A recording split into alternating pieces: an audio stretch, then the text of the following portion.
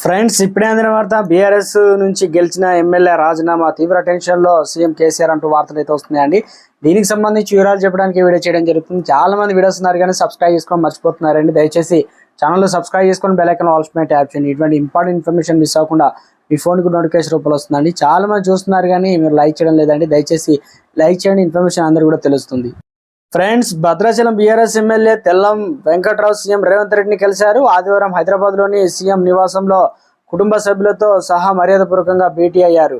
తెల్లం వెంకట్రావుతో మంత్రి పొంగులేటి శ్రీనివాసరెడ్డి కూడా ఉన్నారు. గత కొంతకాలంలో తెల్లం వెంకట్రావు కాంగ్రెస్లో చేరబోతున్నారని ప్రచారం కూడా జరుగుతున్న వేళ సీఎంను కలవడం రాష్ట్ర వ్యాప్తంగా చర్చనీయాంశంగా మారింది. కాగా పార్లమెంట్ ఎన్నికల వేళ అధికార కాంగ్రెస్ పార్టీకి చేరికలు ప్రారంభించి సక్సెస్ అవుతుంది.